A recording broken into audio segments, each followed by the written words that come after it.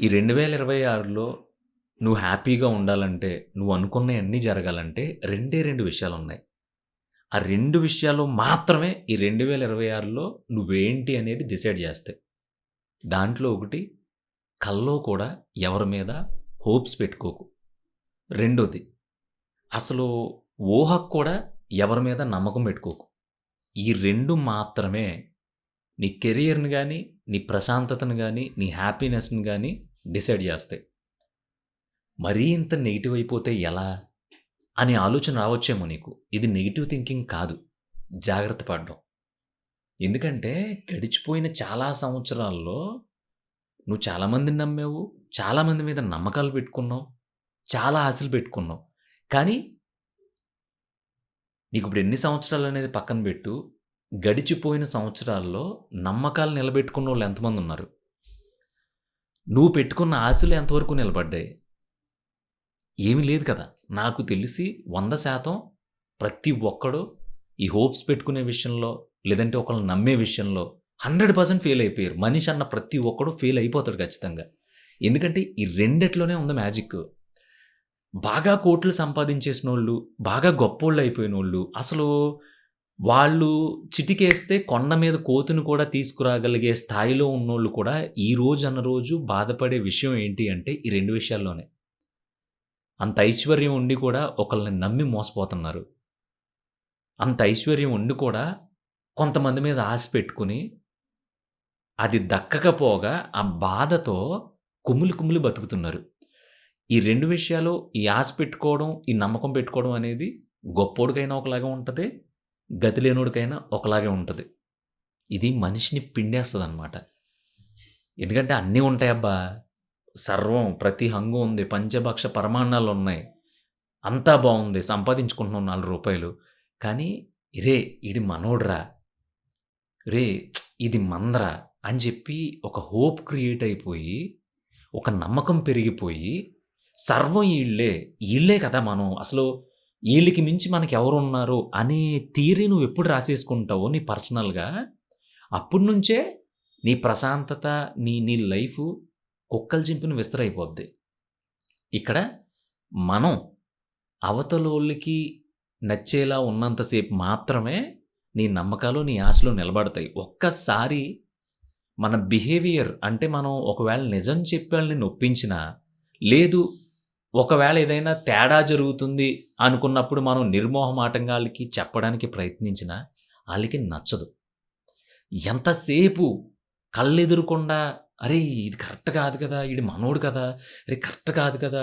ఇది మంది కదా! ఈడు మనోడు కదా!" అని చెప్పి మనం ఇంకా ఆపుకోలేక, "ఏ వద్దిది ప్లీజ్ నేను చెప్తున్నాను కదా! విను ఇలా ఉండకు. ఇది చెయ్యకు. ఇది కరెక్ట్ కాదు. ఇబ్బందుల్లోకెళ్ళిపోతావు. అసలు మనకెందుకు ఆ టాపిక్కు? నువ్వెందుకు మాట్లాడుతున్నావు ఆళ్ళతో? నీకవసరమా ఇది?" ఇలాంటియి ఎప్పుడైతే మన నుంచి తన్నుకుని, కట్టలు దించుకొని బయటకొచ్చేస్తా ఉంటదో, ఇంకా ఆ క్షణం నుంచి మ్యూజిక్ మొదలైపోద్ది. ఆ క్షణం నుంచి అడ్డుగోడలు కట్టేసుకుంటా ఉంటారాళ్ళు. ఆ క్షణం నుంచి తెరలు పైకొచ్చేస్తా ఉంటాయి. ఆ క్షణం నుంచి అసలైన రంగులు బయట పడిపోతా ఉంటాయి. సో, ఈ బయటపడిన ప్రతిసారి నీకెందుకు నేనేదో ఒకటి చేసుకుంటాం కదా! నువ్వు ఈ మధ్యనైనా మరీ ఎక్కువ ఇది జేసేస్తున్నావు. బాగా ఎక్కువ అనుమానం ఎక్కువైపోయింది. బాగా ఎక్కువ ఇదైపోయింది అని చెప్పి అవతల నుంచి ఒక్కో మాట గుచ్చుకుంటా ఉంటే నీకు ఫస్ట్ నీ ప్రశాంతత ఉబ్బుతది. నీ హ్యాపీనెస్ పోతది. అన్నిట్లికంటే ముఖ్యంగా అసలు మన బతుకు తెరువులు, మన టార్గెట్‌లు అన్నీ వదిలేసి, మన ఆలోచనలు మొత్తం "నీయమ్మ ఇలా అయిపోయిందేంట్రా భగవంతుడా!" అనే వైపుకెళ్ళిపోతా ఉంటాయి. నీకేదో చిన్నో చితకో ఒకటి చేయాలని ఉంటది. ఒక ఆశ ఉంటది. ఒక చిన్న లక్ష్యం ఉంటది. గోల్ ఉంటది. దాని వైపుకెళ్ళాలనుకునే మైండ్ సెట్ ఏమవుద్ది? అమ్మా! ఇయన్నీ తర్వాతరా బాబు. మనమేమో మనది కదా! మనోడు కదా! అనుకుని మనం మంచి జెప్పాము. ఈ పరిస్థితి ఇలా అయిపోయిందేంటి? మనల్ని అపార్థం చేసుకుంటున్నారేంటి? అంటే మనం ఇప్పటిదాకా పెట్టుకున్న నమ్మకం తప్పేనా? అంటే మనం ఇప్పటిదాకా పెట్టుకున్న ఆశలన్నీ చాలా చాలా ఇదైపోయినియా అని జెప్పి ఒక స్టేజ్‌లో ఏమనిపిస్తదంటే ఆహ్, అసలు ఇంక జీవితంలో పొరపాటున కూడా ఒక మనిషి మీద నమ్మకం పెట్టుకోకూడదు కదా! అసలు ఈ పెంటంతా వచ్చింది ఒక మనిషిని నమ్మడం వల్లే కదా! అనే స్థాయికెళ్ళిపోతాం మనం. సో, అందుకనే ఆ స్థాయికెళ్ళి దిగజారిపోయి, అక్కడికి దిగజారిన తర్వాత కూడా ఎందుకు దిగజారానా అని బాధపడే కంటే, దయచేసి ఈ 2026 ఫ్రెష్‌గా మొదలైంది కాబట్టి అలవాటు చేసుకో. మనం మనలా ఉన్నామా? మనం సరిగ్గా తింటున్నామా? మనం హెల్తీగా ఉంటున్నామా? మనం మనకు కావాల్సిన పని చేసుకోగలుగుతున్నామా? మనం ఒక రూ. 4 సంపాదించుకోగలుగుతున్నామా? మనం ఎవడికి అన్యాయం చేయకుండా మన లైఫ్ మనం విచ్చలవిడిగా ఎంజాయ్ చేయగలుగుతున్నామా? ఈ సిద్ధాంతాలనేవి ఒక రోజుతోనో, వారంతోనో లేదంటే 21 రోజులు ప్రాక్టీస్ చేస్తే రావు. ఎప్పుడూ నువ్వది గుర్తుపెట్టుకొని ప్రతిసారి నువ్వు స్పృహలో ఉండగలిగితే ప్రతి క్షణం జరిగే పనులియి. అందుకని ఈ 2026 చాలా బ్యూటిఫుల్‌గా, చాలా అద్భుతంగా ఉండాలంటే దయచేసి ఈ 2 విషయాలు ఎవరి మీద నమ్మకం పెట్టుకోకు. ఎవరి మీద ఆశలు పెట్టుకోకు. ఈ 2 2026లోనే కాదు. ప్రతి క్షణం, ప్రతి అరక్షణం, ప్రతి పావు క్షణం, ప్రతి 100% క్షణంలో 100% కూడా ఇది ఇంపార్టెంట్. ఎందుకు చెప్తున్నానంటే, ఎప్పుడైతే మనం డిపెండెన్సీలోకెళ్ళిపోతామో డిపెండెన్సీ ఎప్పుడెళ్తాం? ఆళ్ళ మీద బాగా నమ్మకాలు పెట్టేసుకొని, సరిపోద్దిహే మనకీళ్ళుంటే అనుకుంటామో, అప్పుడు మన మైండు, మన ఆలోచనలన్నీ గూడా ఆళ్ళు లేరు అనేదాన్ని తట్టుకోలేవు. ఆళ్ళు లేరు అనే ఒక సిచ్యువేషనొస్తే మనం వీక్ అయిపోతాం. మొత్తం మైండ్ దొబ్బుతది. ఆలోచనలు పోతాయి. ఇంత తెలివైన నువ్వు, ఇంత అందంగా ఉండే నువ్వు, ఇంత బ్యూటిఫుల్‌గా ఆలోచించే నువ్వు, ఇంత మంచి హార్ట్ అయిన నువ్వు ఇంత వీక్ అయిపోయావేంటి? అని చెప్పి మన మీద మనకే అసహ్యం వేసేస్తది. సో, అలా జరగకూడదంటే evergreen any time, any year మనం పోయేదాకా బావుండాలంటే మనల్ని ఎవరైనా ఇష్టపడ్డారనుకో అబ్బా! హ్యాపీ. మనం వాళ్ళని కూడా ఇష్టపడదాం. కానీ అదే ఫైనల్‌లో ఇంకిది తప్ప ఇంకోటి లేదు అనేది దయచేసి పెట్టుకోవద్దు. ఆళ్ళు వైఫ్ అండ్ హస్బెండ్ అన్నా కానీ, రిలేషన్ అన్నా కానీ, లవర్స్ అన్నా కానీ, అన్నదమ్ములు, అక్క చెల్లెళ్ళు, బావ-మరదలు ఎవరైనా కానీ. అలా అని అంటే ఒక లేయర్ అంటూ ఉంటదా పృథ్వీ? ఇష్టానికి, నమ్మకానికి, ఆశకి కూడా అంటే ఉండాలి. ఆ లేయర్ లేకపోవడం వల్లే కదా! అక్కడ కోటీశ్వరుడు కోట్లున్నా సరే, పలానా వాడు నన్ను మోసం చేసేసాడు, పలానా రిలేషన్‌లో నేను మోసపోయాను, పలానా ఫ్యామిలీ ప్రాబ్లమ్స్‌లో మోసపోయాను, ఇంట్లో వోళ్ళే నన్ను ఇలా చేసేసారు అని ప్రతి ఒక్కడు ఏడ్చే ఏడుపు అదే కదా! డబ్బు కోసం ఏడ్చేవాళ్ళు 100% ఉంటారు. కానీ డబ్బు లేదు అని చెప్పి బెంగ పెట్టుకునేవాడు ఎవడో ఉండడు. డబ్బు సంపాదించాలి, ఎలాగైనా సంపాదించాలి, దీనమ్మ ఏదో ఒకటి చేసి కొట్టాలి అనుకునే కసితో ఉంటారు తప్ప, ఎవడో కూడా అయ్యబాబోయ్! నా దగ్గర డబ్బులు లేవని కూర్చొని ఏడవడు. నా దరిద్రాలు ఇంతేలే అని చెప్పుకొని నవ్వుకుంటా ఉంటాడు. కానీ ఈ నమ్మకం, ఆశలు పెట్టుకోవడం అనే విషయం వచ్చేసరికి కోటాను కోట్లున్న కోటీశ్వరుడు కూడా కుంగిపోతున్నాడు. ఎందుకంటే అది బుర్రకి ఈ లోపల మనసు అంటాం కదా! దానికి సంబంధించింది. దానికి డబ్బు తెలీదు.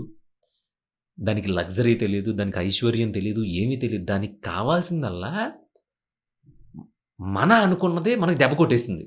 ఇంకెంతుండి ఏమవసరం? నేను చెప్తున్నాను. నాతో చాలామంది షేర్ చేసుకున్నారు. ఈ టాపిక్ చెప్పడానికి రీజన్ ఏంటంటే, మంచి, మంచి, మంచి ఫ్యామిలీస్‌లో ఉన్నోళ్ళు, బాగా హై ఎండ్ ప్రొఫైల్‌లో ఉన్నోళ్ళు, ఈ మధ్యన కొంతమందిని కలుస్తూ ఉంటే ఆళ్ళు చెప్తున్నారు. అన్నీ ఉన్నాయి పృథ్వీ. సాయంత్రానికి మనం హ్యాపీగా టికెట్ బుక్ చేసుకొని వేరే కంట్రీ ఎళ్లి ఒక వారం రోజులు ఉండి రాగలిగే అంత స్తోమత ఉంది నా దగ్గర. కానీ ఫ్యామిలీ వోళ్ళే దెబ్బేసేసారు. అది తట్టుకోలేకపోతున్నాను నేను అని ఒకళ్ళు. పృథ్వీ మనకి మరీ బీభత్సంగా ఆస్తులు లేకపోయినా ఏదో మనం కొంచెం గౌరవంగా బ్రతుకుతున్నాం. కానీ నమ్మకం పెట్టుకున్నోళ్ళు హ్యాండ్ ఇచ్చారబ్బా! అసలది జీర్ణించుకోలేకపోతున్నాను. అసలు ఎందుకు అలా చేశారనేది కూడా నాకు ఆన్సర్ దొరకట్లేదని కొంతమంది. ఇంకొంతమంది ఏ రోజుది ఆ రోజు తెచ్చుకొని తిని హ్యాపీగా ఉండేవాడిని నేను. అనవసరంగా ఒకళ్ళని నమ్మి ఈరోజు పనికెళ్ళి పని చేసుకోలేకపోతున్నాను. దానివల్ల పని కూడా పోయింది. రోజుకి రూ. 1000 నెలకు 30,000 సంపాదించుకునే నేను ఈరోజు 15,000కి బలవంతంగా ఒకళ్ళ దగ్గర పని చేయాల్సొస్తుంది. ఎందుకంటే బుర్ర పని మీదకెళ్ళట్లేదు. అనవసరంగా మోసపోయాను అని ఒకళ్ళు. ఇలాగా అది ఎనీ రిలేషను. అది ఫ్రెండ్‌షిప్ అవ్వచ్చు. వాటెవర్ ఇట్ ఈస్ ఏదైనా గానీ పాపం ఆళ్ళు నాకనిపించింది సరే ఒకడికి డబ్బులు లేవు. ఒకడు మిడిల్ క్లాస్, ఒకడు బిలో మిడిల్ క్లాస్, ఒకడేమో రోజు సంపాదించుకునేవాడు, ఒకడేమో కోటీశ్వరుడు. ఈళ్ళందరికీ కామన్ ప్రాబ్లమ్ ఏంటంటే ఒకళ్ళ మీద హోప్స్ పెట్టుకోవడం. అక్కడ ఆడది మొగోడి మీద పెట్టుకున్నాడా, మొగోడు ఆడదాని మీద పెట్టుకున్నాడా, ఈళ్ళిద్దరూ కలిపి ఇంకొకడి మీద పెట్టుకున్నారా, లేదంటే ఆళ్ళు ముగ్గురు కలిపి ఇంకొకళ్ళ మీద పెట్టుకున్నారా, లేదంటే ఒక ఫ్యామిలీ అంతా కలిపి ఒకడిని నమ్మి మోసపోయారు. ఆస్తి మొత్తం పోయి రోడ్డు మీదకొచ్చేసారు. ఇదంతా తర్వాత సంగతే. కానీ ఫైనల్‌గా జరిగిందేంటి? నమ్మక ద్రోహం. ఎందుకు జరిగింది? నువ్వు నమ్మడం వల్ల.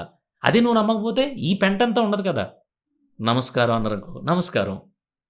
ఏ హాయ్ అన్నారనుకో, హే హాయ్ డూడ్ అయిపోయింది. గుడ్ మార్నింగ్ అన్నారనుకో, గుడ్ మార్నింగ్. సరదాగా మా ఇంటికి భోజనంకి రా అన్నారనుకో, భోజనంకెళ్ళు. తర్వాత నువ్వు మా ఇంటికి భోజనంకి రా. అయిపోయింది అంతే. మన ఇంటికి భోజనంకొచ్చారు. ఇంకెప్పుడుకి కూడా ఇల్లు మన ఫ్యామిలీతో చాలా అటాచ్‌మెంట్ ఇయొద్దు, ఇయన్నీ వద్దు. Be practical. వాళ్ళు మనకి ఎంతైతే గౌరవం, ఎంతైతే ప్రేమ చూపించారో, తక్కిట్లో పెట్టి తూసి మీరు కూడా అంతే చూపించండి. హ్యాపీగా ఉంటది. వేరే కంట్రీస్‌లో, చాలా కంట్రీస్‌లో నడిచేది ఇదే.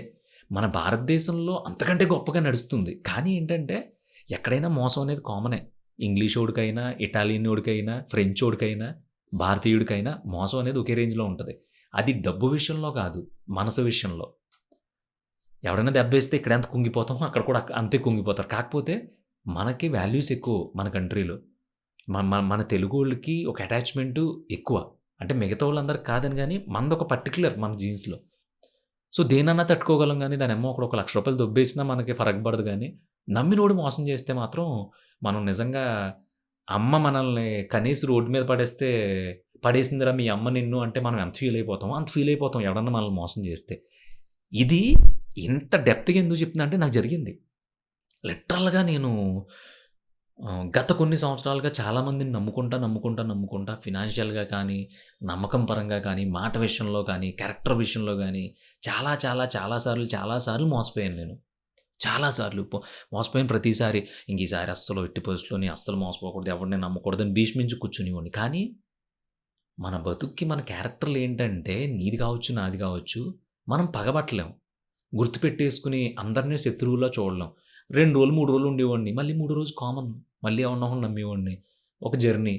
తర్వాత ఆడు అబ్బేజోడు. అయిపోయింది. ఇంక ఇదంతా అయిపోయిన తర్వాత ఫైనల్‌గా 2025 నుంచి నేను జనం మీద హోప్స్ పెట్టుకోవడం మానేశాను. అంటే ఎవరు మన చుట్టూ ఉన్నా, లేకపోయినా, ఎవరు మనతో మాట్లాడినా, మాట్లాడకపోయినా, ఎవరు మనకు సహకరించినా, సహకరించకపోయినా, మన పని మనం జేసుకోవాలి. మన బతుకు మనం చూసుకోవాలి. మన కడుపు మనం నింపుకోవాలి. మన ఎంజాయ్‌మెంట్లు మనం చూసుకోవాలి. మన లగ్జరీ మనం చూసుకోవాలి. మన టార్గెట్స్ గురించి మనం మాత్రమే కష్టపడాలి. పలానా వోళ్ళతో కలిసెళ్దాం అనేది పెట్టుకున్నామంటే మాత్రం దెబ్బైపోతాం అనేది నాకు అర్థమైపోయింది. సో, 2025 మొత్తం చాలా బ్యూటిఫుల్‌గా గడిపాను. 2026 అంతకంటే బ్యూటిఫుల్‌గా, సక్సెస్‌ఫుల్‌గా గడపబోతున్నాను. సో, నువ్వు కూడా ఈ 2026లో అంతకంటే బ్రహ్మాండంగా ఉండాలని ఈ చిన్న ఈ చిన్న ఈ చిన్న కాన్వర్జేషన్ అంటే ఈ చిన్న మాటామంతి నీకు నాకు మధ్యలో దయచేసి మళ్ళీ చెప్తున్నా. ఎవరి మీద నమ్మకం పెట్టుకోకు. ఎక్కువగా ఊహించుకోకు ఎవరి గురించి. ఇది సరిపోద్ది. ఇంక దీనికి మించి నువ్వు ఏది పెట్టుకోకు మైండ్‌లో. నువ్వు చేసే ప్రతి పని చాలా అద్భుతంగా జరుగుతది. గుర్తుపెట్టుకో.